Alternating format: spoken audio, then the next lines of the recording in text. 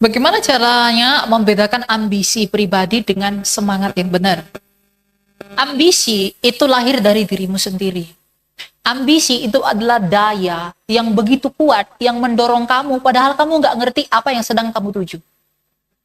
Kalau semangat itu terjadi ketika kamu sudah mendapatkan pencerahan dari Tuhan. Kamu tahu apa yang Tuhan mau kerjakan dalam hidupmu. Maka Tuhan sendiri akan menanamkan rasa semangat dalam dirimu. Itu semangat. Kalau ambisi, kamu nggak tahu apa yang sedang kamu lakukan sebenarnya.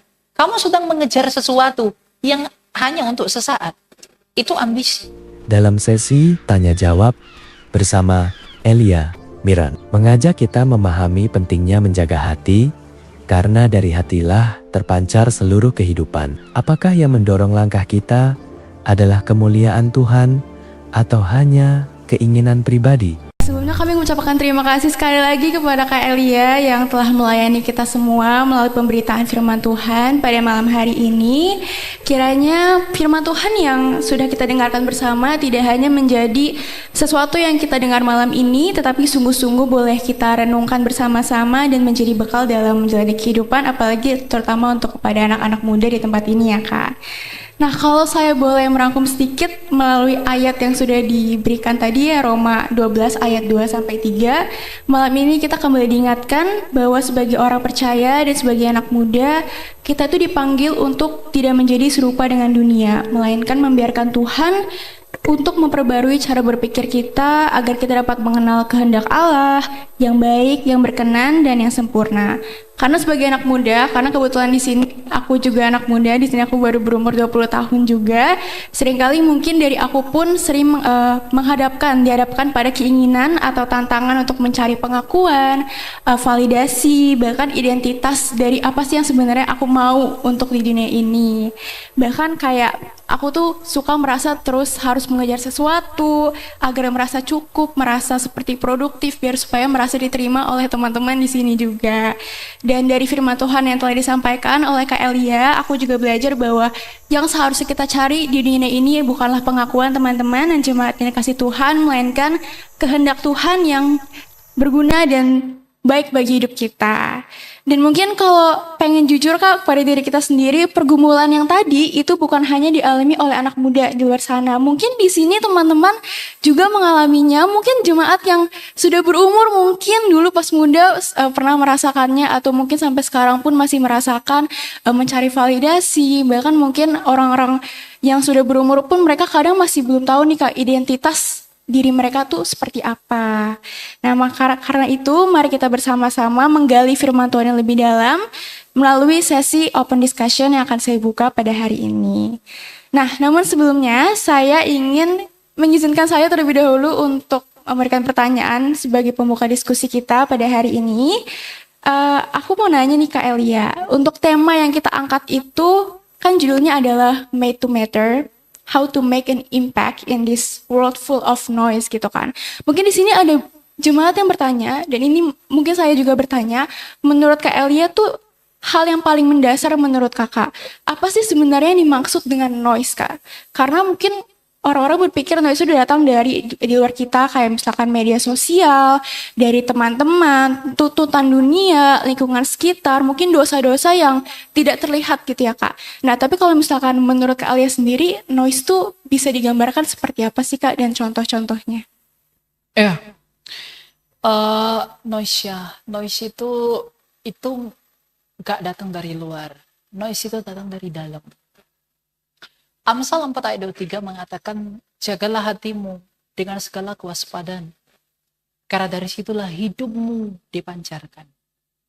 Hati itulah sumber dari segala sesuatu yang kita lakukan selama kita hidup. Hati yang terus berisik, hati yang terus ingin mengembara, jiwa yang tidak tenang, itu gak akan pernah puas dengan apapun. Sekalipun kamu sudah memperoleh segala sesuatu. Kamu punya pacar cantik, tampan, kamu punya uang, kamu punya apa. Selama hatimu tidak benar-benar mengerti tentang siapa Kristus, kamu akan tetap berisik. Makanya kamu lihat, betapa banyak orang punya harta, berapa banyak orang punya kaya, berapa banyak orang punya uang ini, betapa populernya mereka. Tapi mereka sendiri masih gelisah. Mereka sendiri masih kewalahan. Mereka sendiri sampai konsumsi obat-obatan, nggak bisa tidur lah, inilah macam-macam. Kenapa? Karena mereka tidak pernah mengistirahatkan hati mereka. Kristus ketika mengatakan dalam Injil, datanglah kepadaku yang berbeban berat dan letih lesu. Aku akan memberikan kelegaan kepada jiwamu. Itu adalah kepada orang-orang yang hatinya mengembara kemana-mana. Jadi berisik itu datang dari jiwamu. Kamu nggak mungkin mengalami pencobaan jika kamu nggak memiliki keinginan. Bukankah pencobaan yang kamu alami datang dari keinginanmu? Dari semua yang kamu mau, pengen ini, pengen itu. Kamu misalnya ingin punya uang 100 miliar. Tapi kamu, you don't know how to make it. Kamu nggak tahu bagaimana untuk membuat itu. Artinya demi keinginanmu untuk punya uang 100 miliar itu, kamu halalkan banyak cara. Kamu tipu orang, kamu korupsi, macam-macam. Artinya apa? Hatimu itu nggak benar untuk menginginkan duit. Maka keinginan yang timbul dari hati itu dilaksanakan dengan cara-cara yang salah. Orang yang demikian, sekalipun dia terlihat kaya, punya semuanya, nggak akan pernah tenang. Karena memang motivasi dari hatinya udah salah. Jadi apa itu noise? Itu muncul dari kamu sendiri. Dan ketika dunia ini tidak mengenal Kristus dalam seluruh kebenarannya, maka dunia yang rusak oleh manusia yang telah rusak itu jadi ikut berisik. Makanya ketika manusia jatuh ke dalam dosa, Adam, apa kata Tuhan? Arraha Adama, karena engkau. Terkutuklah tanah karena engkau. Berisiknya keinginan-keinginan Adam untuk menjadi seperti Allah, membuat dunia ini ikut menderita karena ulahnya. Begitu juga dengan kamu. Keinginan-keinginan dalam dirimu yang kamu nggak tahu itu baik atau enggak, itu bisa merugikan orang tuamu. Bisa membuat saudaramu menderita. Makanya kamu perlu tenang. Rest in God. Sabat. Hukum keempat itu sabat, artinya apa? Kamu berdiam, kamu tenang. Kamu nggak perlu meditasi begini. Enggak. Kamu perlu diam, tenang. Istirahatkan pikiranmu dan hatimu. Kamu harus lebih banyak memiliki kardia daripada dianoia. Kardia itu memikirkan segala sesuatu dengan hati daripada dengan logika. Jadi misalnya kamu ingin praktisnya gimana? Misalnya kamu punya keinginan cita-cita atau apa. Gak apa-apa kamu punya cita-cita. Gak apa-apa kamu punya tujuan. It's okay. Tapi sebelum kamu memulai untuk melangkah, kamu tenang dulu. 1, 2, 3, 4, 5 hari. Sampai kamu menemukan jawabannya. Jawabannya ditemukan apakah dengan suara dari langit? Tidak. Nanti Tuhan yang akan lihat, kasih tahu jalannya kemana. Kalau kamu nggak mengusahakan itu, kamu sendiri akan dirugikan. Jadi kamu istirahat, kamu tenang. Oh Tuhan, aku punya keinginan untuk ini. Kamu gak usah terburu-buru punya ambisi untuk itu.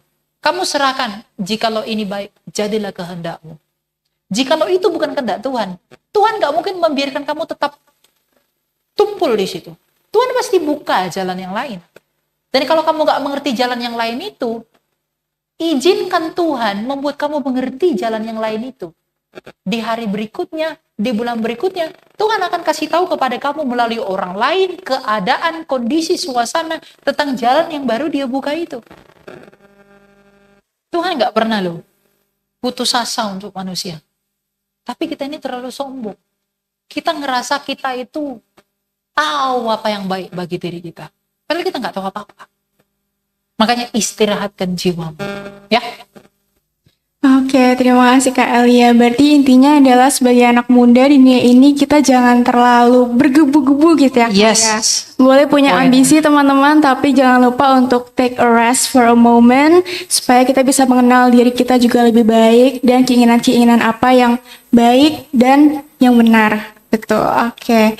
Nah selanjutnya Kak, ini ingin melanjutkan dari apa yang sudah Kakak bilang. Kan tadi Kakak bilang itu kita ada semangat, kita ada ambisi gitu ya sebagai anak muda.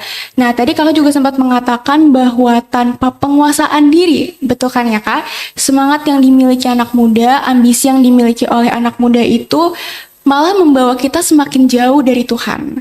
Nah, menurut Kakak, aku penasaran nih Kak, bagaimana sih kita bisa dapat membedakan semangat atau ambisi yang sebenarnya tuh didorong oleh ego dan keinginan untuk dari Tuhan? Jadi panggilan Tuhan versus dari memang ego atau ambisi kita. Nah itu gimana sih Kak cara bedainnya? Ya, bagaimana caranya membedakan ambisi pribadi dengan semangat yang benar? Ambisi itu lahir dari dirimu sendiri. Ambisi itu adalah daya yang begitu kuat yang mendorong kamu padahal kamu nggak ngerti apa yang sedang kamu tuju. Kalau semangat itu terjadi ketika kamu sudah mendapatkan pencerahan dari Tuhan.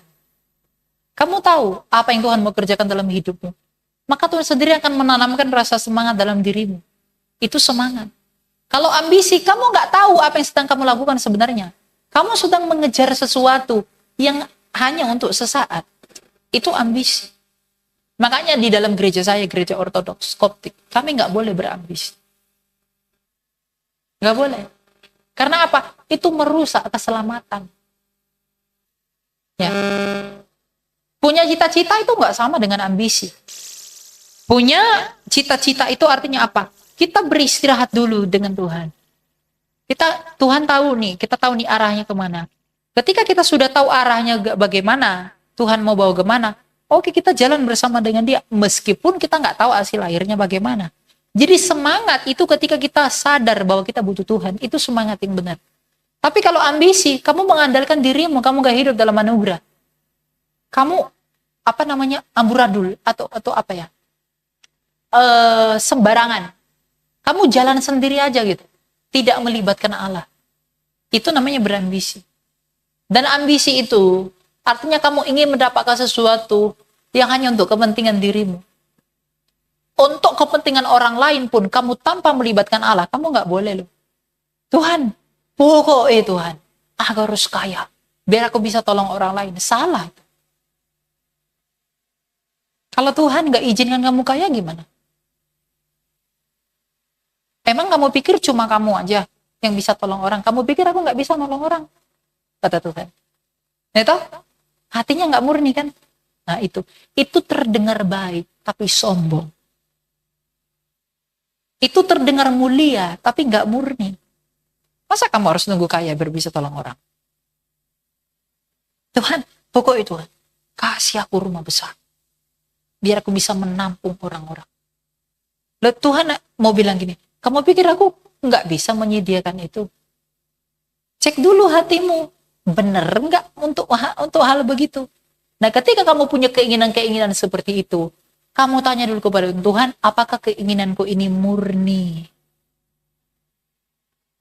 Ambisi sama semangat itu beda tipis sekali. Bagaimana cara membedakannya? Kemurnianmu. Kalau itu nggak murni, kamu hanya melibatkan dirimu sendiri, itu ambisi. Tapi kalau kamu ikut bersama Tuhan, berusaha memahami kehendak dan tuntunan Allah, itulah semangat yang benar. Semangat yang nggak benar nggak ada, ya itulah ambisi itu. Pokoknya biar aku dipuji teman-temanku, ku carilah pacar yang mukanya sipit, rambutnya seperti orang Jepang, matanya Korea, bibirnya Jerman, kulitnya Kazakhstan, macam-macam. Tidak murni keinginannya, tapi terdengar mungkin baik. Nah, untuk bisa membedakan kemurnian, apa yang kita minta sama yang tidak itu, berbanyak rehat, diam bersama Allah. Agar kamu diterangi oleh roh. Ya, enggak pengalaman roh yang tiba-tiba ada melayang-layang di atas, tidak. Roh Kudus itu sederhana. Dia enggak kacau. Dia tenang, menginspirasi. Oh gitu ya. Kan Tuhan Yesus bilang, apabila Roh Kudus datang kepada kamu, ia akan menginsafkan dunia akan dosa. Jadi tugas dari Roh Kudus adalah memberitahu kamu salah. Kamu salah langkah. Kapan kamu bisa mengerti kamu salah langkah atau tidak kalau kamu nggak tenang dan berdiam diri? Ya, gitu ya. Oke, berarti kesimpulannya adalah balik lagi harus take a rest ya kayak kita harus merenungi setiap impian yang kita punya, setiap cita-cita yang kita punya. Mungkin kita punya banyak impian, tapi terkadang kita tidak bisa membedakan kalau itu ambisi yang datang dari diri kita doang atau itu adalah semangat dan panggilan dari Tuhan. Mungkin sulit kali ya kalau untuk anak-anak muda gitu. Mungkin ada tipsnya nggak sih Kak? tips-tips konkretnya? Mulai dari mana nih Kak? Nggak sulit sih, itu nggak sulit. Karena apa? Gini, yang membuat itu sulit karena kamu nggak tertarik aja. Nah, bagaimana caranya membuat kamu tertarik untuk itu? Sekarang gini, gimana caranya kamu bisa tertarik sama laki-laki dan perempuan? Kamu lihat dia, dia cantik ya, ganteng ya, wah keren ya, ini. Nah, Yesus itu, kamu temukan di Alkitab itu, apa yang membuat kamu jatuh cinta sama dia? Buat dulu kamu tertarik sama dia. Orang paling bahaya adalah orang yang bahkan gak tertarik sama Tuhan. Itu paling bahaya. Ada loh orang gak tertarik sama Tuhan. Bayangkan. Ngeri sekali itu. Orang gak tertarik sama Tuhan itu gimana? Lukas 16. Orang kaya dan Lazarus itu. Orang di alam maut itu. Gak tertarik loh sama surga loh. Dia nggak bilang bawalah aku ke sana. Dia nggak bilang begitu. Dia bilang apa? Kasih aku air. Dia nggak tertarik sama Tuhan. Hati-hati loh kamu kalau nggak tertarik sama Tuhan. Kamu bisa tertarik sama laki, sama cewek. Tapi kalau kamu nggak tertarik sama Tuhan, itu awal dari kebinasan. Bener? Jadi buat dulu dirimu tertarik sama Tuhan sampai apa yang membuat aku untuk melakukan ini bagimu. Kamu temuin itu, makanya dikatakan Tuhan, carilah dahulu kerajaan Allah dan kebenarannya, maka semuanya ditambahkan kepadamu. Kamu rela nggak? Kamu ngeluarin duit buat pasanganmu kalau kamu nggak benar-benar kenal dia? Gak mungkin. Kamu kenal dulu, oh aku mencintai, sifat dia baik, dia cantik, dia begini, dia begini. Maka kamu rela rumahnya dimanapun kamu antar dia. Karena apa? Kamu cinta dia toh. Kamu sayang sama dia. Tapi ada yang membuat kamu sayang dan suka sama dia. Ya hal-hal yang kamu lihat itu. Nah, temukan hal-hal yang membuat kamu suka dan cinta kepada Tuhan dulu. Itu dulu yang harus kamu temukan biar kamu mau melakukan itu. Kalau kamu nggak bisa dimotivasi, kalau kamu nggak menemukan hal-hal yang membuat kamu cinta dia, kamu nggak akan mau melakukan apa-apa. Misalnya, kamu punya orang, dia nggak suka, kamu nggak suka dia, kamu nggak sayang dia, dia mau ngomong apapun kamu nggak peduli kan? Atau mau dia chat apapun, aku nggak suka kok. Mau dia bilang I love you bertubi-tubi, mau dia bilang aku sayang kamu sekebun raya. Kalau kamu memang nggak suka sama dia, kamu nggak akan respon itu kan? Biarin aja. Tapi kalau you have a crush, kamu punya seseorang yang kamu sukai, dia ngechat PR aja, ngekirim PDF aja, kamu senangnya nggak main. Karena kamu seneng, kamu cinta, kamu menemukan sesuatu pada dirinya yang membuat kamu tertarik sama dia. Nah, kuncinya untuk bisa begitu adalah kamu temukan sesuatu yang membuat kamu tertarik pada Tuhan. Gimana kamu bisa menemukan kalau kamu nggak cari? Ayo. Jadi cari dulu. Baru setelah kamu cari, kamu menemukan. Meskipun itu nggak 1-2 hari. Karena itu pengalaman batinnya dengan Tuhan. Ya? Masih sulit dimengerti? Kalau kira-kira masih sulit, saya nggak tahu lagi ngomong-ngomong apa.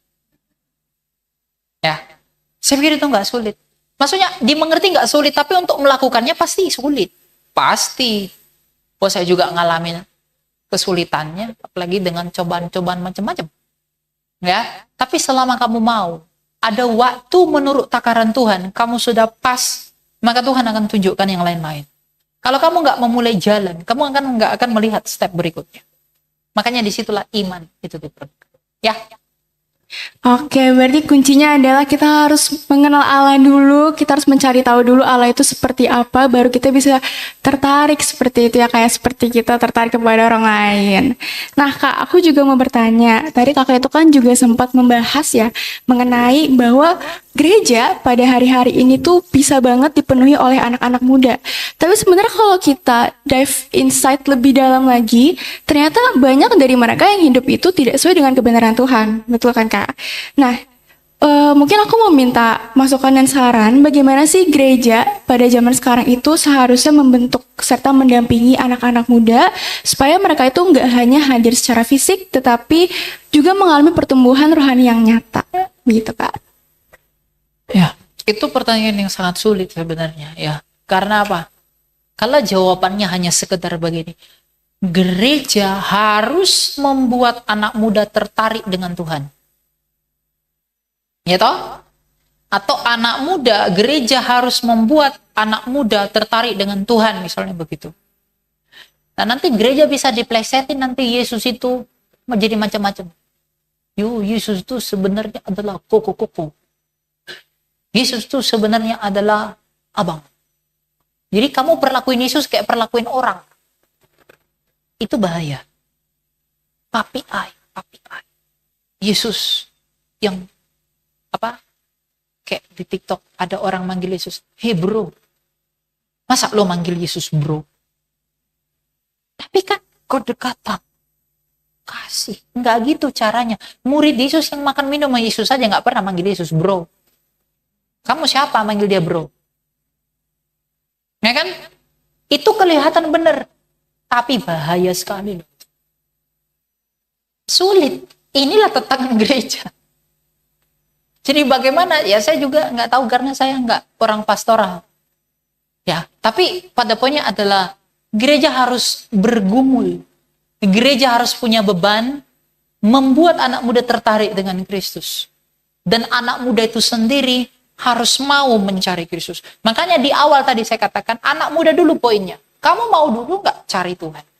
Ketika kamu mau mencari Dia, ingat ya, di Amsal dikatakan, orang benar akan mendapatkan tempat pengembalaannya.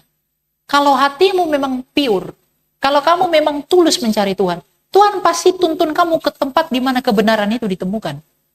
Tuhan gak mungkin membiarkan kamu kehilangan kebenaran kalau kamu memang rindu akan kebenaran. Kamu gak mungkin dibiarkan tersesat kalau kamu memang rindu cari Dia. Yang gak rindu cari Dia aja, Dia perkenalkan. Yohanes 1:10 mengatakan apa? Coba baca. Yohanes 1:10. Bisa ada ini gak tulisan? Gak ada ya? Ada yang bisa baca? Mungkin kita minta satu Orang baca muda. Yohanes 1:10.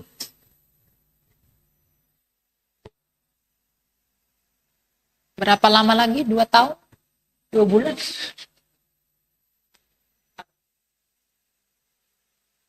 Yohanes 1:10, bukan 1 Yohanes. Iya. Kamu suka Rasul Yohanes ya? Yohanes 1:10. Inilah anak muda ya.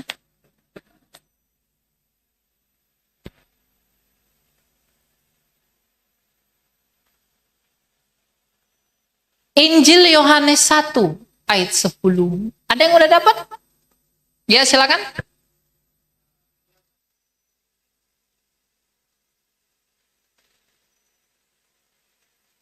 Dunia tidak mengenalnya. Ayat 11. Ia datang kepada milik kepunyaannya, lalu orang-orang kepunyaannya tidak menerimanya. Bahkan orang-orang yang tidak mau menerimanya aja didatangi sama Dia. Apalagi orang yang mau cari Dia. Pasti dituntun. Orang yang nggak mau terima Dia aja didatangi sama Dia. Baik banget lo Tuhan itu lo. Apalagi kamu yang rindu akan kebenaran Allah. Nah, ketika anak muda ingin mencari Kristus, ingin mencari Allah, mencari kebenarannya, Tuhan pasti tuntun. Dan disitulah gereja menjadi jawaban atas pencarian itu. Jadi yang paling penting di sini berperan siapa? Anak mudanya dulu.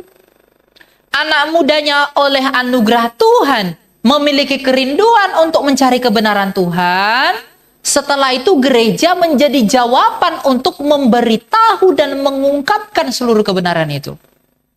Itu tugas gereja. Namanya gereja. Gereja itu ya tugasnya pengembalaan. Kalau domba nggak mau dikandangi, gimana dia bisa masuk kandang? Ya toh? Jadi kalau kita nggak punya keinginan mencari kebenaran Tuhan, nggak mungkin kita dibina oleh gereja. Makanya jangan gereja, gereja itu orang-orang juga kok. Jadi kalau orangnya nggak berubah, gerejanya nggak akan berubah. Ya, karena gereja itu adalah you and I, kamu dan saya. Itulah gereja. Jadi bagaimana caranya? Ya diri sendiri aja lah dirubah. Kita punya keinginan mencari Tuhan, punya kerinduan ingin mengenal Dia. Ketika kamu punya kerinduan ingin mengenal Dia, Tuhan akan tuntun kamu ke dalam gereja, dan gerejalah menjadi, makanya gereja harus mempersiapkan seluruh perangkat dan hal-hal yang dibutuhkan oleh orang-orang yang mau digembalakan. Firman Tuhan yang benar, ya, pelayanan yang baik, yang tidak membeda-bedakan orang, tidak mengadakan penghakiman sembarangan, dan macam-macam.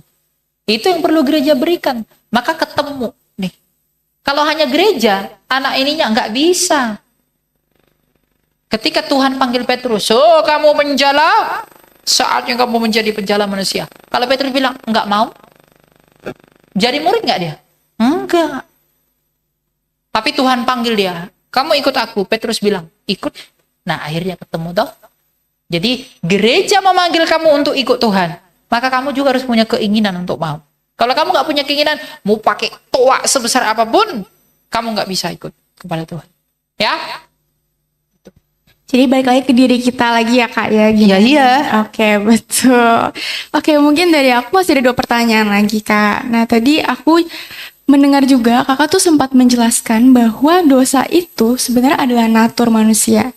Atau kayak biasa tadi Kakak bilang adalah kodrat manusia gitu ya Kak ya. Jadi mau segimanapun kita mencoba untuk menjauhi, berlari, pastinya kalau misalkan kita tidak ada penguasaan diri, ujung-ujungnya kita bakal jatuh lagi ke dalam dosa. Karena begitulah natur dari manusia. Nah kalau begitu bagaimana sih Kak kita tuh bisa memahami peran usaha kita dan sampai sejauh mana tuh kita perlu berjuang Kak? Jadi dari titik mana tuh kita belajar sepenuhnya bersandar kepada Tuhan dan sampai titik mana kita harus berhenti berjuang? Nggak ada istilah berhenti berjuang. Ya. Ya, maksudnya gini.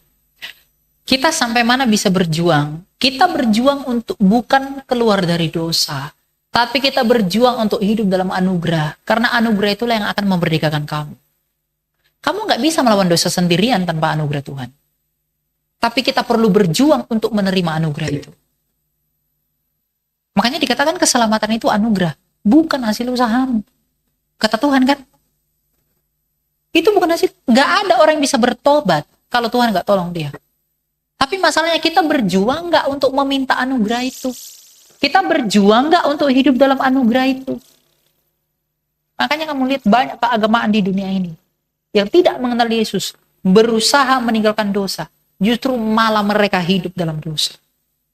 Mereka mengajarkan solusi dari dosa, padahal solusinya sendiri lebih dosa dari dosa itu. Lah iya. Apa coba?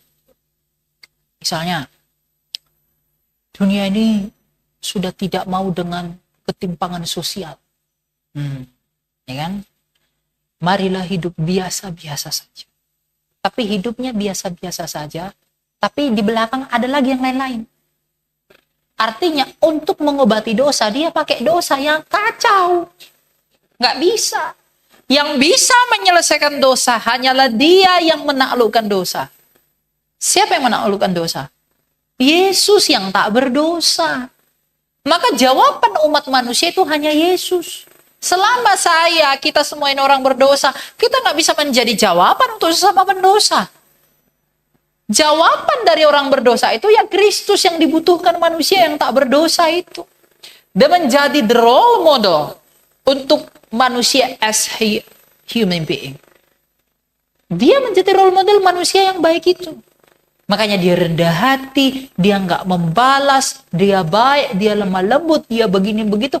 Itulah idealnya manusia itu. Nggak ada kepentingan apa-apa dia. Itulah idealnya manusia itu. Ya, jadi memang ya kita perlu berjuang untuk menerima anugerah, bukan untuk keluar dari dosa. Coba ya, kamu coba. Kamu coba keluar dari dosa dengan kemampuanmu sendiri. Misalnya, pokoknya nggak boleh nonton porno 1 minggu ini. Nanti mungkin 1 minggu itu kamu nggak nontonnya. Nggak nonton. Tapi nanti, di pikiranmu itu aja terus. Mungkin yang itu nggak kamu tonton. Tapi hatimu mulai ke situ. Karena apa? Kamu melawan dosa dengan keinginan, dengan kemampuanmu sendiri nggak bisa. Tapi ketika kamu jatuh dalam dosa, kamu nggak kaget. Kamu mengatakan, Tuhan, ampuni aku. Tuhan, inilah aku yang masih jatuh lagi dalam dosa. Ketika kamu pasrah, ketika kamu berserah, ketika kamu tidak lagi berdaya, disitulah keinginan-keinginanmu itu mulai padam. Karena apa? Kamu udah pasrah. Daya paksa itu dosa. Ketika kamu berusaha dengan kekuatanmu keluar dari dosa, kamu nggak akan pernah bisa. Tapi ketika kamu beristirahat, kamu tidak mengandalkan kemampuanmu, kamu berserah kepada Tuhan. Dayamu itu tidak punya, tapi kamu mengandalkan anugerah Allah. Kamu nanti akan bilang, kok bisa ya gitu? Akan begitu. Jadi, kamu berjuang dari dosa, kamu nggak bisa keluar dengan sendiri. Nggak bisa. Makanya gereja yang mengajarkan target 1 bulan, 2 bulan, apa bulan-bulan. Nggak benar. Pasti kamu jatuh lagi. Dan ada yang sampai berbohong. Karena malu kan, dibilang nggak suci. Maka dia bilang nggak jatuh, padahal berapa puluh kali udah jatuh. Karena apa? Jadi rusak dia ekosistemnya. Tapi kalau kamu bilang, kasihanilah orang berdosa ini. Ketika kamu selalu melihat kepada dosamu, ketika kamu merenungkan dosa dan pelanggaranmu, kamu nggak punya kekuatan lagi untuk berdosa. Iya. Kamu nggak akan punya, gini, ketika kamu melihat dirimu sebagai orang berdosa, dan kamu melihat Allah sebagai yang suci, dan kamu nggak mengandalkan kekuatanmu, kamu nggak akan punya keberanian lagi untuk berdosa. Percayalah. Coba kalau nggak percaya. Tapi ketika kamu, wah 1 minggu gak berhasil, 1 minggu telah lewat, lihat aja nanti. Karena kamu udah sombong begitu, Tuhan buat kamu nanti jatuh. Karena apa? Kamu memang gak nonton film yang gak bener, tapi kamu udah jatuh lebih dalam, yaitu kesombongan. Contohnya Lukas 18. Orang Farisi dan pemungut cukai. Orang Farisi itu kurang hebat apa? Doanya. Tuhan, aku bersyukur. Aku tidak pejinah. Aku tidak orang lalim. Aku tidak seperti dia si pemungut cukai ini, Tuhan. Bersyukur. Kurang bagus apa doa? Dia bersyukur. Dia nggak berzina, dia nggak ini, itu. Tapi diterima Tuhan nggak dia? Enggak. Tapi orang si pemungut cukai itu bilang apa? Dia menepuk dadanya. Tuhan, kasihanilah aku orang berdosa ini. Dialah yang diterima Tuhan. Bayangkan. Jadi pengakuan bahwa kamu orang berdosa itu yang paling penting agar kamu tidak lagi berbuat dosa. Itulah berusaha hidup dengan anugerah. Ketika kamu sering mengaku dosamu kepada Tuhan, ketika kamu melihat dosa-dosamu di hadapan Tuhan, kamu akan melihat dirimu tak punya kemampuan apa-apa. Kamu akan melihat dirimu tidak punya daya apa-apa. Ketika kamu mengatakan, Tuhan aku nggak mampu, Tuhan aku berserah, Tuhan aku nggak bisa, disitulah nanti anugerah itu mulai menaungi kamu. Karena apa? Kamu tidak lagi mengandalkan dirimu, tapi sepenuhnya anugerah Tuhan. Itulah yang benar. Itu caranya. Jadi semakin kamu lawan, nggak bisa. Yakin saya, taruhan berapa? 1 triliun? Meskipun saya nggak punya uang 1 triliun. Nggak bisa. Laki-laki, perempuan, nggak bisa. Jangan kamu tantang dirimu. Karena tantangan itu saja sudah dari dosa. Jangan kamu tantang dosa dengan dosa. Nggak boleh. Pokoknya ya, aku nggak begini. Tapi kamu ngomong begitu penuh dengan kesombongan. Nah, nggak bisa. Kalaupun berhasil, buahnya tetap sombong. Nggak akan benar bisa memurnikan kamu. Makanya tadi kuncinya apa? Rehat. Istirahat. Istirahat bukan berarti kamu makan minum aja. Nggak kuliah, nggak sekolah, ya kan? Elia bilang rehat, pokoknya mah rehat. Tanu nggak mau kerja itu namanya malas. Kalau Cik Mehong bilang on. Ya. Gitu ya. Jadi kamu perlu banyak untuk introspeksi. Dengan mengaku kita orang berdosa, 1 Yohanes 1 ayat 9 dikatakan, ia adalah setia dan adil jikalau kita mengaku dosa kita. Nah, dengan melihat dirimu sebagai orang berdosa, ingat setiap hari, Tuhan, aku banyak dosa, aku banyak salah. Kamu gak akan berani lagi nanti buat dosa. Meskipun awal-awalnya kamu bisa tetap jatuh dalam dosa. Tapi ketika kamu sudah mulai merenungkan banyaknya pelanggaran dan kesalahanmu, untuk berbuat dosa pun kamu takut loh. Gak berani loh. Bener, gak berani. Kamu belum mengalami itu, alami dengan coba sendiri. Apakah saya sudah mengalami itu? Kadang-kadang. Ya, coba aja begitu. Nanti kamu akan melihat dalam waktu dan kesempurnaan waktunya Allah. Kamu akan lihat, oh gitu ya caranya. Sehingga kamu keluar dari dosa, enggak bermegah karena usahamu, tapi karena anugerah Allah. Maka kemuliaan hanya bagi Dia, bukan bagi kamu. Makanya celakalah orang yang mengandalkan dirinya. Tapi berbahagialah orang yang mengandalkan Allah. Itu ya. Oke, terima kasih Kak Elia. Nah, sebagai penutup dari pertanyaan dari saya sebelum nantinya akan dibuka untuk umum, jika malam ini Kak Elia setiap dari kami pulang membawa satu prinsip untuk menjadi impact di tengah dunia yang penuh dengan noise, apa sih prinsip yang menurut kakak itu bisa kami bawa untuk seluruh generasi, bukan hanya anak muda, mungkin dari kecil sampai besar sampai tua, supaya menjadi impact di tengah dunia ini? Apakah ada satu prinsip yang mungkin bisa kita bawa? Prinsipnya adalah karena kita itu masih muda, prinsip yang paling penting adalah jangan pernah mengandalkan diri. Itu tuh. Hiduplah selalu dalam anugerah Tuhan. Bagaimana caranya aku bisa hidup dalam anugerah Tuhan? Sadari kelemahan dan ketidakmampuanmu. Maka kamu akan berani berusaha dari dirimu.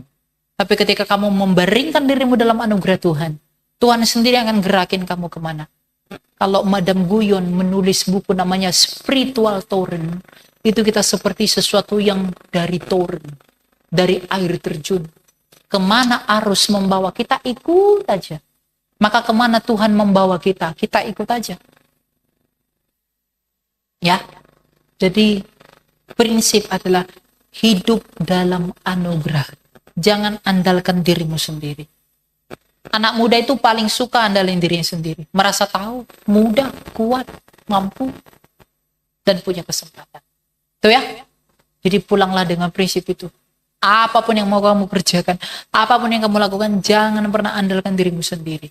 Agar kamu melihat kekayaan hikmat dan pengetahuan itu di balik semuanya itu. Oh, ternyata kalau kamu tidak mengandalkan dirimu, tapi kamu mengandalkan anugerah Tuhan, maka segala sesuatu yang baik yang kamu temukan nanti dalam prosesnya, kamu akan memuji Allah. Percayalah. Bahkan dalam rasa sakit pun kamu akan tetap memuji Allah. Karena kamu udah berserah. Tapi kalau kamu andalkan dirimu, kamu akan nanti sibuk menuntut dirimu. Makin depresi, mati lu. Iya, bisa modar kamu. Hanya banyak orang stres ya kan. Di Korea itu banyak orang nggak kenal Yesus, orientasinya pokoknya gimana cewek-cewek di sana bentuk muka itu harus ikut Bae Suji, muka terus begini. Ketika mukanya nggak begitu dibully sama orang, bunuh diri. Ketika ada uang dikit baru ditabung, operasi hanya untuk hidung. Makanya kalau dulu orang meninggal digali kuburan yang ada tulang. Tapi nanti di masa depan ada plastik, ada besi, ada kayu, macam-macam. Kawat-kawat. Ya kan? Karena penuh dengan pernak-pernik demi menyenangkan ego manusia. Makanya jangan hidup mengandalkan dirimu. Hidup mengandalkan apa? Gak ada yang ngomong. Ya karena nggak tahu lah ya, kalian ngerti atau tidak yang saya omongin dari tadi ya. Kira-kira ngerti nggak mereka ini? Kita coba tanya kali ya Kak ya. Aku mau deh. Mungkin Ragu, ada satu anak muda yang mungkin mau menyimpulkan kira-kira siapa nih Kak? Mungkin Kak Elia bisa pilih Kak? Oke, saya pilih ya. Boleh. Oke, siapa ya? Nunduk-nunduk loh. Jangan nunduk loh kamu. Tadi kayaknya yang depan-depan ini ya paling rajin ya. Siapa ini? Ya. Satu dari sini, satu dari sini ya. Biar fair loh. Boleh, Kak. Siapa ya? Kalau nanti yang bagus saya kasih, nggak kasih apa-apa lah. Ya apa-apa. Mungkin siapa ya? Kamu deh, yang baju biru deh. Kamu. Steven. Ayo. Ayo, Steven. Ayo.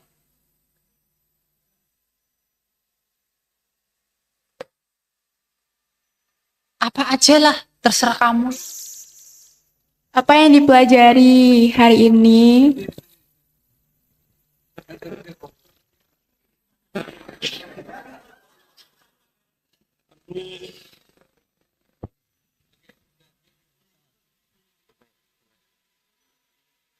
Oh, apalah.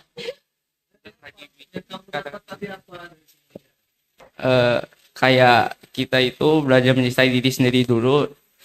Kita mengenal Tuhan lebih dalam lagi. Jadi kalau semisalnya kita berbuat dosa, kan kita kan pasti larinya ke Tuhan kan. Jadi pas kita sebelum kayak berbuat dosa, harus berdoa kepada Tuhan. Ya.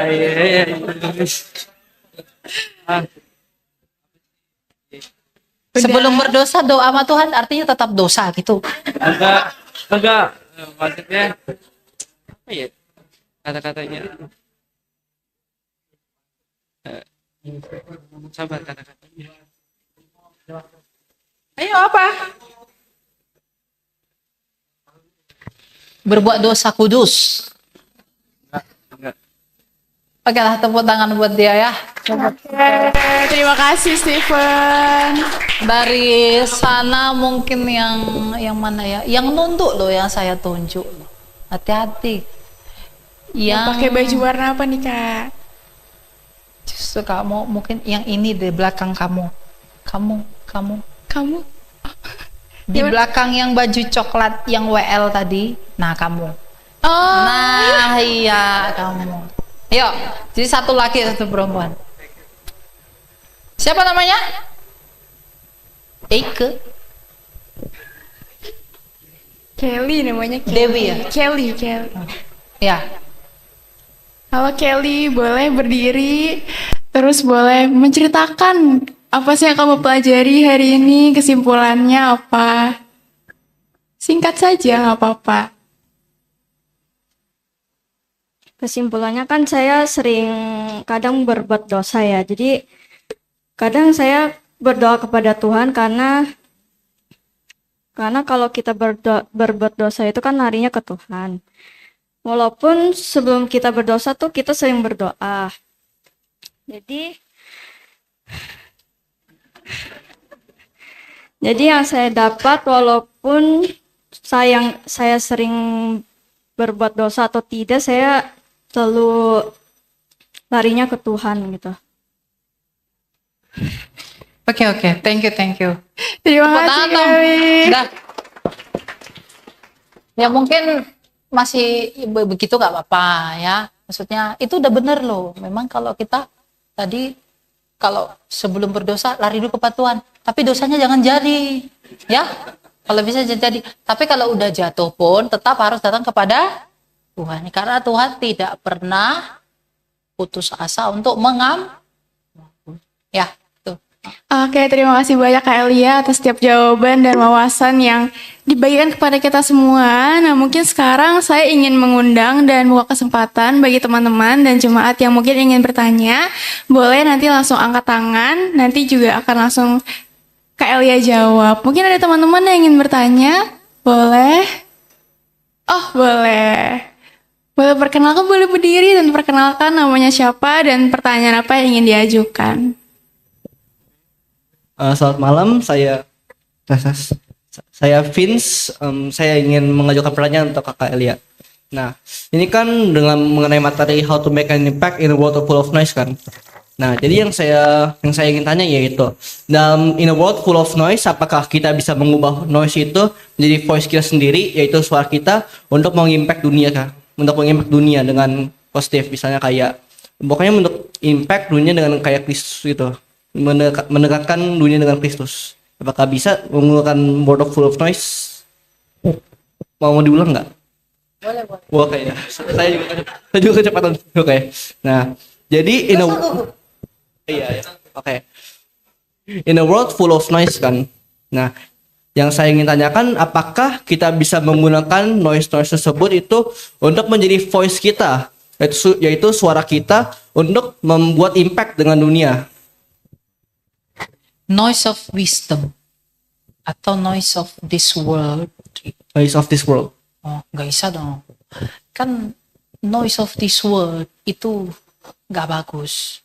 Kalau itu you buat jadi your voice to impact people to follow Christ, Kristus sendiri berkata, aku bukan dari dunia ini. Artinya apa? Noises di dunia ini itu bukan suaranya Kristus. Jadi bagaimana caranya kamu bisa memberi impact kepada dunia ini? Kamu harus lihat dulu kepada Kristus. Jangan lihat apa yang ada di dunia ini. Kamu lihat kepada Kristus, baru kamu terangi orang. Karena Kristus mengatakan, bukankah kamu adalah garam dan terang dunia?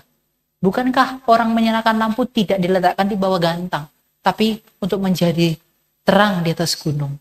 Artinya kalau kamu mau menjadi terang bagi dunia ini, kamu sendiri harus menyadari kamu nggak bisa menghasilkan terang dari dirimu sendiri. Kamu nggak bisa melakukan apa-apa dari dirimu. Kamu harus belajar kepada terang dunia itu. Siapa terang dunia? Yesus. Yesus dikatakan terang dunia kenapa? Karena memang yang pertama sekali adalah dia tidak berdosa, tapi yang paling membuat Yesus adalah terang dunia adalah kerendahan hatinya.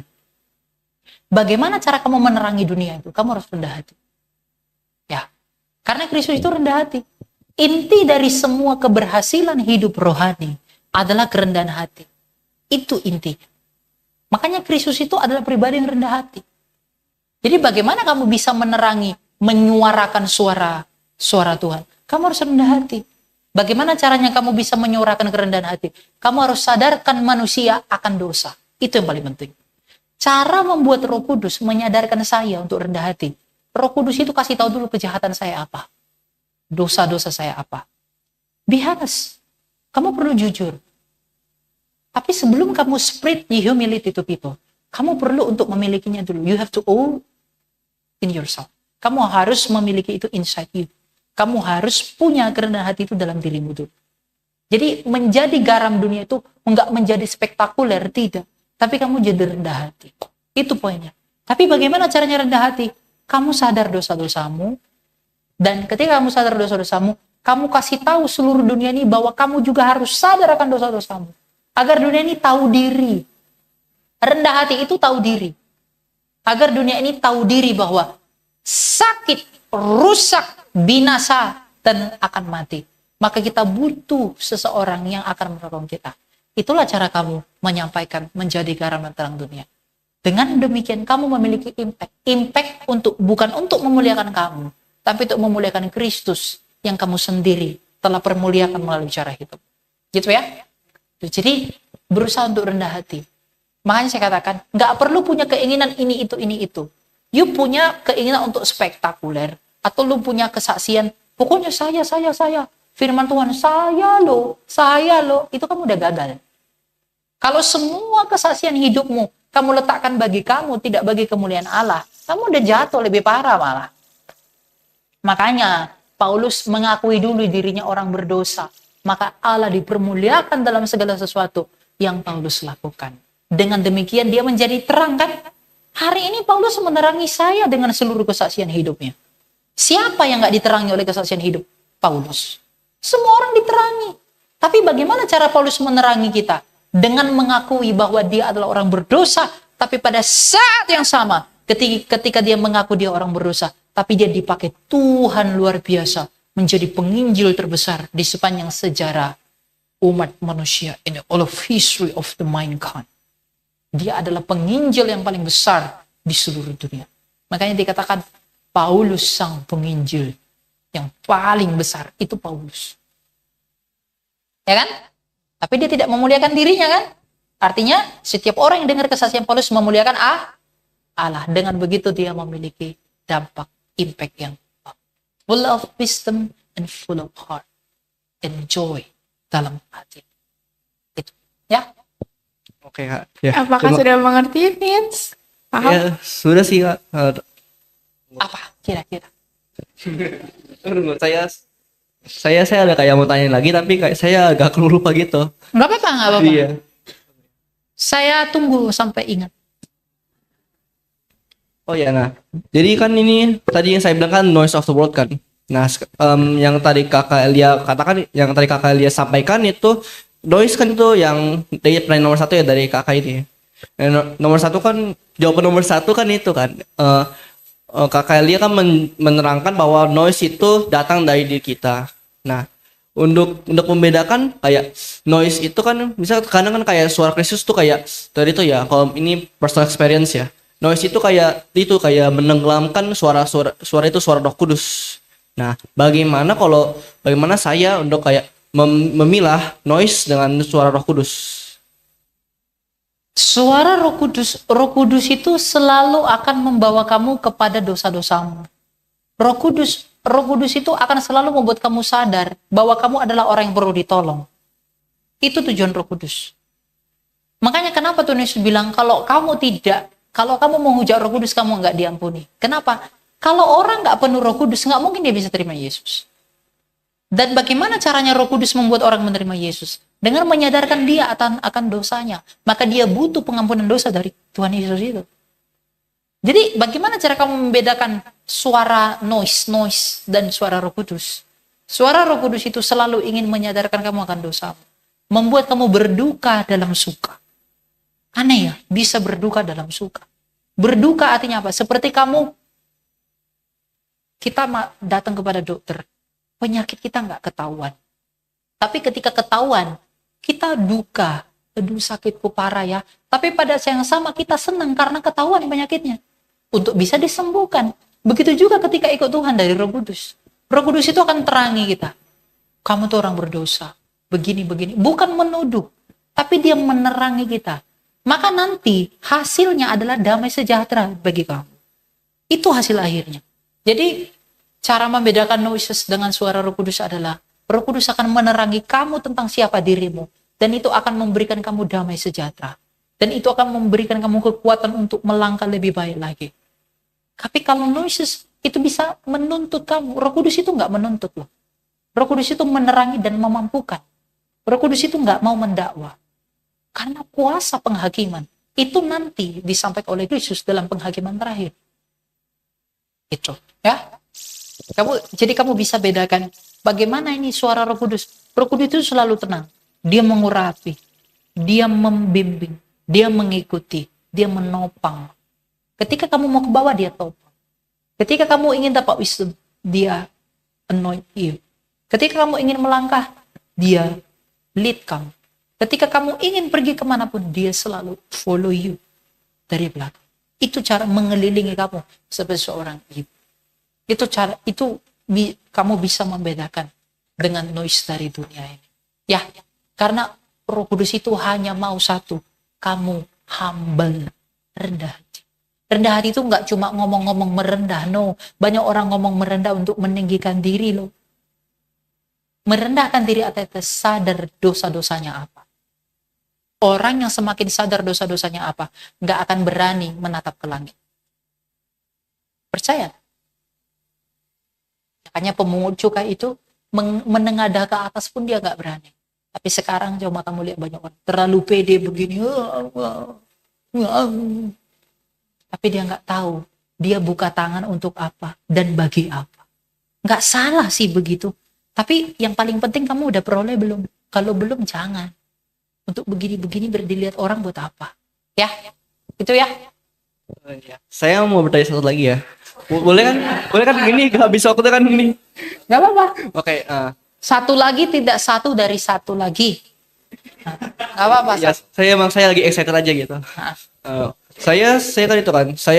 Kita ini sebenarnya saya ingin ini yang mewakili gitu ya, pertanyaan kita ya. Nah, ini bagaimana cara kita sebagai anak muda memulai untuk membuat impact dalam dunia ini? Membuat impact dalam hal Kristen. Dalam hal Kristen banyak sebenarnya. Tapi yang paling penting itu cara hidupmu dulu. Kamu memperlakukan orang lain. kamu berbicara tentang hal-hal yang rendah hati, yang tidak memuliakan dirimu, yang tidak menganggap dirimu pinter, tapi kamu yang selalu memuji dan memuliakan Tuhan, baik dalam rasa suka dan dukamu. Dengan begitu kamu menerangi dunia. Kan Yesus mengatakan kepada Rasul, kuatkanlah hatimu karena aku telah mengalahkan dunia. Bagaimana cara Yesus mengalahkan dunia? Kerendahan hatinya. Jadi bagaimana cara kamu memulai itu? Tapi mungkin ini terlalu abstrak bagi kamu ya. Gak apa-apa.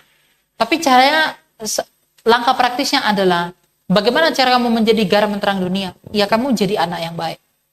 Kamu belajar yang rajin. Kamu ikut arahan orang tua. Kamu jangan suka benci orang. Jangan suka gosip. Jangan suka pukulin anak orang. Ya toh? Terus juga, kamu berkata-kata untuk hal yang baik. Kalau kamu terpanggil untuk melayani, di sosial media atau dimanapun, kamu buat konten tentang kebaikan Tuhan. Dan tapi yang paling penting adalah hal-hal yang membawa orang untuk rendah hati. Membawa kepada kebaikan Tuhan, orang bisa sombong. Tapi kalau kamu bawa orang itu kepada kerendahan hati, itu luar biasa.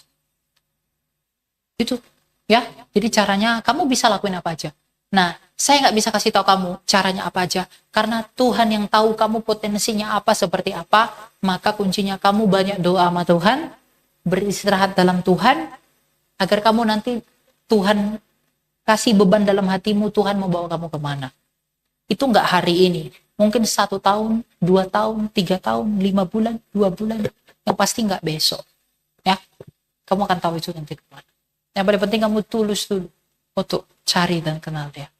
Itu poinnya dulu. Langkah awal, pintunya di situ. Kamu mau dulu untuk menjadi terang bagi Tuhan. Ya, karena kita terbatas, Tuhan tak terbatas.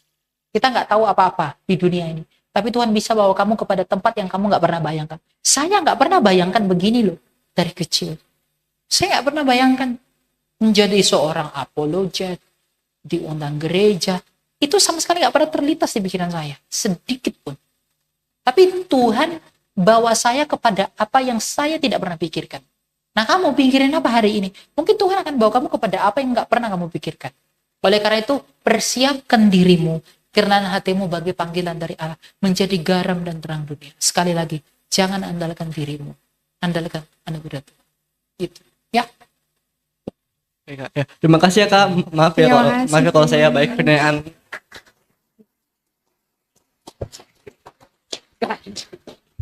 Oke, mungkin akan dibuka lagi 2-3 pertanyaan. Oh, oke, sudah ada di belakang. Boleh diberikan mic. Oke, boleh berdiri, memperkenalkan diri, dan boleh ajukan pertanyaan. Oke, baik. Terima kasih atas kesempatan yang diberikan kepada saya. Perkenalkan, nama saya Andre dari Sumba. Saya adalah pemuda dari lahir dari keluarga Kristen. Jadi karena saya terlahir dari keluarga Kristen sehingga saya jadi Kristen. Jadi Kristen keturunan, tapi bukan Kristen KTP ya. Karena kadang-kadang saya masuk gereja Senin Kamis tapi. Nah, ini sebenarnya kalau yang saya berikan ini bukan pertanyaan tapi pernyataan. Karena dengan lahirnya saya dari Kristen keturunan, muncullah pernyataan radikal dari saya bahwa manusia itu seperti ikan di laut yang masih mencari air. Karena gini, manusia, Tuhan sudah hidup di dalam diri manusia, tetapi bagaimana manusia masih mencari Tuhan? Begitu, mungkin itu aja dulu, selebihnya kita bisa berdiskusi lagi. Terima kasih banyak. Ya, manusia seperti ikan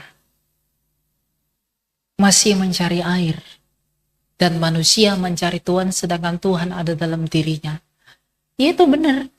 Cuma begini, Tuhan mencari manusia padahal Tuhan ada dalam dirinya. Dia mencari karena dia belum menemukan, toh. Karena manusia itu nggak menyadari Tuhan itu sederhana sekali. Tapi kenapa Tuhan tuh jadi ribet? Ego manusia.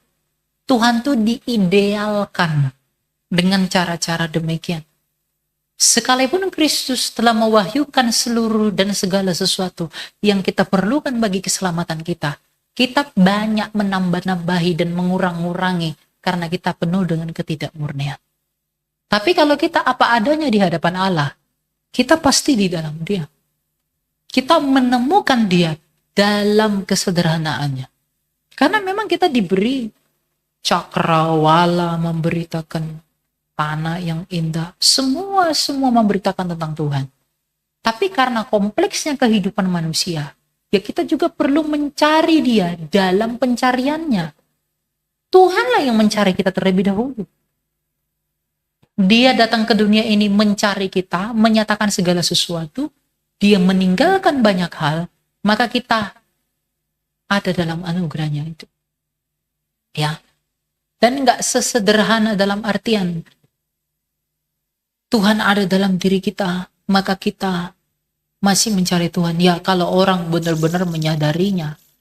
Tapi benar atau tidaknya itu terlihat dari buah hidupmu. Ya, kalau kita penuh dengan arogansi, tidak seperti tadi Kristen KTP. Kristen KTP itu tahu nggak Kristen apa? Kristen tanpa pertobatan.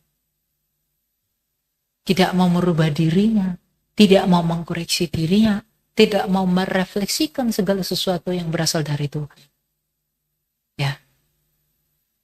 Tuhan pasti ada di setiap diri manusia.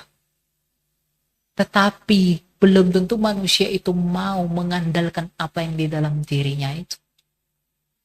Saya banyak punya pisau di rumah.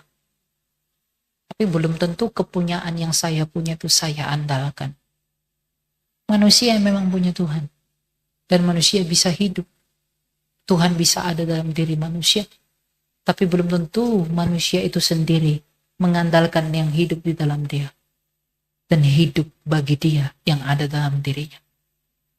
Makanya bukan Tuhan yang terhilang dari manusia, tapi manusia yang terhilang dari Tuhan. Sebab Tuhan hadir dalam segenap ciptaan.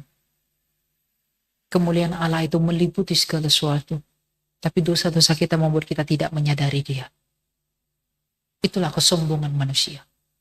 Manusia itu sombong. Gak ada manusia yang gak sombong. Maka kadarnya beda-beda. Ada yang 20%, ada yang 1 miliar %. Banyak. Ya. Jadi perlu. Dengan kesadaran pernyataan tadi ya. Tapi itu pun perlu banyak ditelaah. Segala sesuatu yang memunculkan itu perlu untuk dikaji. Dan apa maksudnya dan motivasi. Tapi pernyataan itu sekilas bisa benar kalau ditempatkan di tempat yang benar dalam pengertian dan pemahaman tentang anak Allah yang datang untuk kita. Gitu ya. Oke, baik, terima kasih. Ini ada satu pertanyaan lagi, Ya. terakhir tapi. Jadi dengan banyaknya organisasi-organisasi gereja yang dimana tadi saya panggil kakak atau adik atau apa ini, Pak Pendeta kali ya? Apa aja lah. Apa aja ya? Oke, dengan pernyataan dari Pak Elia tadi bahwa anak muda itu banyak yang membawa nama Tuhan namun merusak dunia. Jadi seperti apakah persiapan kami sebagai pemuda pada saat ini dengan hidup di dalam di tengah dunia yang walaupun kita 10 butir telur ditaruh dalam panci, tetapi ketika satu butir telur busuk dimasukkan di dalam panci itu, maka semuanya akan jadi busuk. Begitu. Jadi seperti apa persiapan pemuda dalam menghadapi tantangan seperti itu? Mungkin itu. Iya. Terima kasih. Keluarkan telur itu dari panci itu, nggak busuk. Begitu juga kamu. Ya. Ketika kamu melihat lingkunganmu pengaruhnya nggak baik dan membuat kamu nggak dekat dengan Tuhan, left out. Pergi dari situ. Bahkan dalam gereja, kalau gereja itu toxic dan nggak bawa kamu pada Tuhan, just leave. Temukan hati yang murni dulu. Tuhan akan tuntun kamu ke tempat pengembalaanmu. Itu pasti. Ya. Tinggal pergi aja. Kalau kamu udah tapi gini, belum tentu you punya sense to realize there is wrong. Ada sesuatu yang salah. Belum tentu orang punya sense.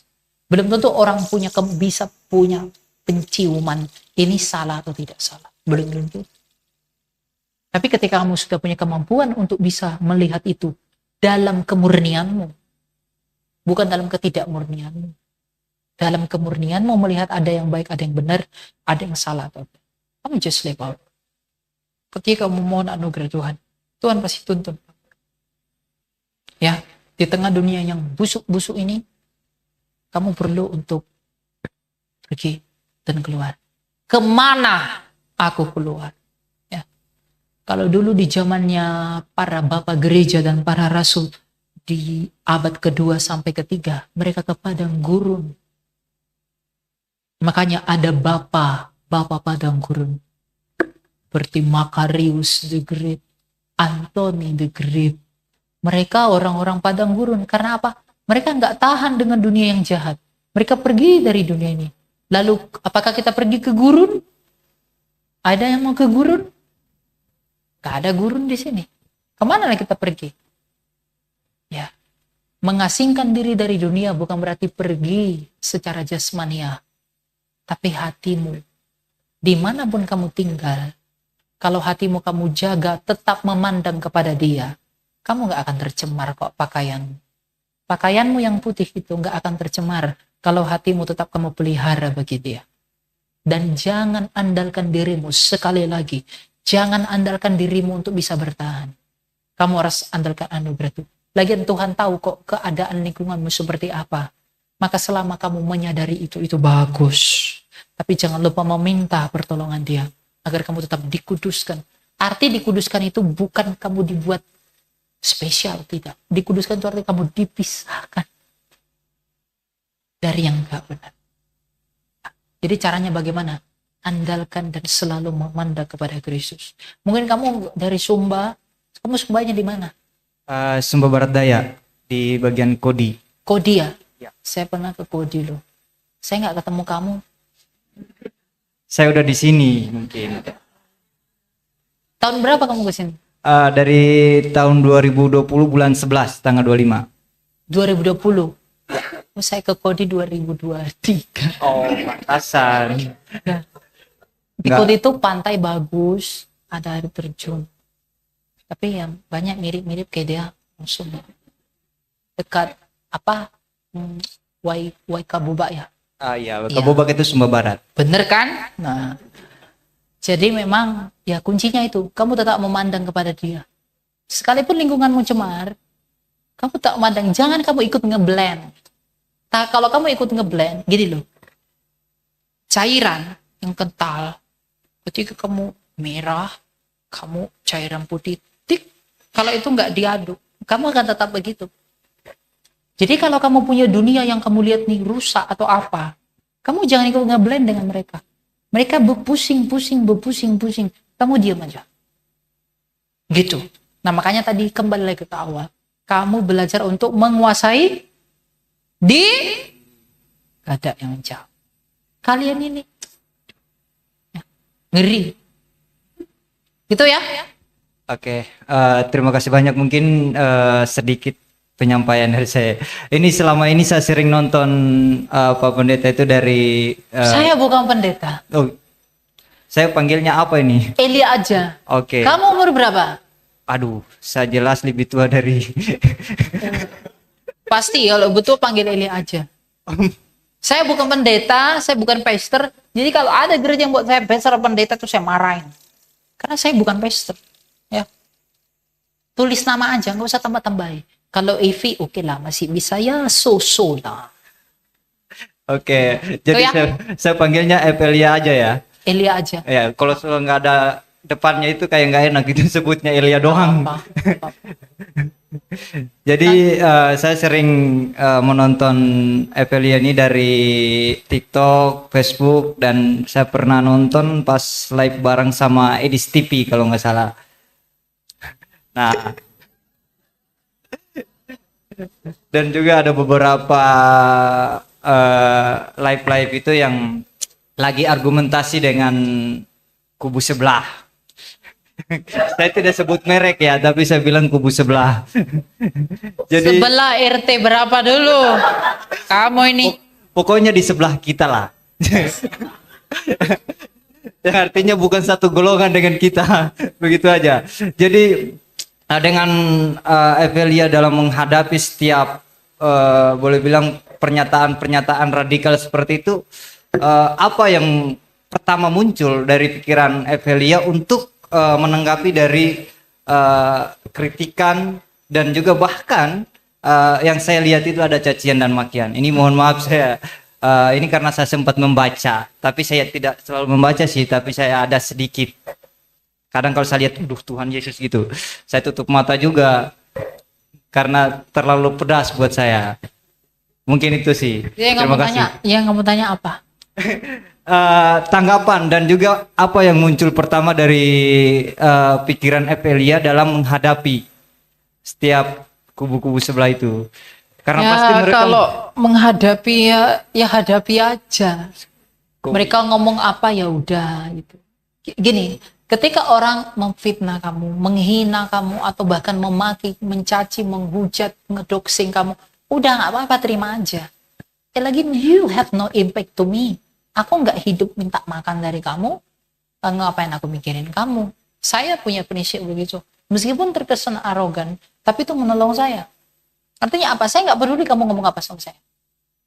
Kalau kamu hina-hina saya karena kamu nggak suka dengan apa yang saya sampaikan, nggak apa-apa. Tapi silakan bantah argumen saya. Tapi kan ya udah, mereka mau lakuin apa aja, saya nggak mau balas, biarin aja. Makin capek kalau dibalas-balas. Jadi kalau kamu bilang, apa yang kamu pikir? Saya nggak mikirin apa-apa.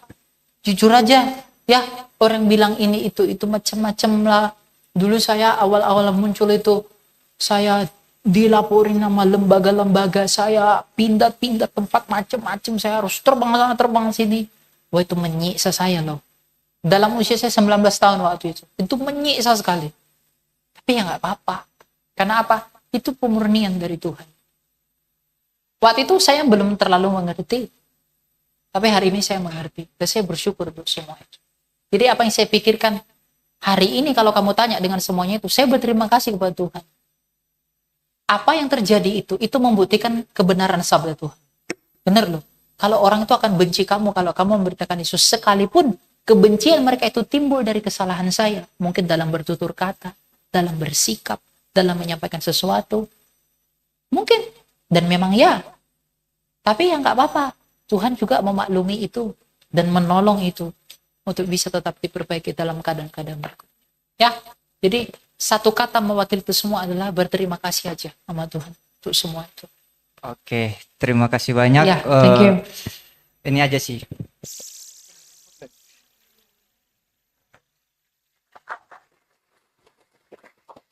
Oke, mungkin karena keterbatasan waktu, mohon maaf untuk sesi diskusi mungkin cukup sampai saat ini. Nah, terima kasih juga kepada seluruh teman-teman dan jemaat yang telah berpartisipasi, dan terima kasih juga kepada Kak Elia yang sudah menjawab dengan baik. Dan untuk mungkin sebelum mengakhiri sesi ini, aku mau dengar dan mungkin teman-teman yang mendengar juga closing statement dari Kak Elia, mungkin 1 atau 2 kalimat yang ingin Kak Elia sampaikan pada malam hari ini. Oh ya, how to make an impact in a world full of noise. Itu adalah jadilah rendah hati. Itu tuh. Bagaimana caranya? Banyak beristirahat. Rendah hati itu kompleks dan sangat-sangat luas. Is very begitu besar. Aspek kerendahan hati itu besar. Kerendahan hati itu nggak akan mengandalkan dirimu. Kerendahan hati itu akan melihat dosa. Kerendahan hati itu tidak berambisi ngotot-ngotot. Kerendahan hati itu macam-macam. Minta itu sama Tuhan. Maka kamu bisa menjadi terang dunia. Karena apa? Ketika kamu tidak lagi mengandalkan dirimu, ketika kamu rendah hati, Tuhan angkat kamu menjadi terang, Dia bawa kamu dibuat menjadi contoh dan teladan bagi kemuliaan Dia. Sebagaimana Kristus telah membawa Paulus naik ke atas yang tempat yang begitu tinggi untuk mempermalukan orang-orang yang jahat di dunia ini. Artinya apa? Dia menggunakan Paulus sebagai kemuliaannya. Maka kamu juga harus mau dipergunakan untuk itu. Kuncinya apa? Humility. Kerendahan hati. Ya? Ini mungkin masih agak terlalu kalau diraba-raba kasar gitu ya. Belum halus, enggak apa-apa. Kamu berjuang aja untuk Tuhan. Mampukan aku rendah hati, ajari aku, tolong aku. Kamu berdoa begitu. Dalam waktu Tuhan, Tuhan pasti tolong kamu. Ya, yang penting kamu tertarik dulu sama Tuhan. Oke? Mungkin itu. Thank you. Jika firman Tuhan ini menguatkanmu, tuliskan di komentar, Tuhan, tuntun hatiku sesuai kehendak-Mu. Jangan lupa like, share, dan subscribe agar semakin banyak anak muda diberkati oleh firman Tuhan.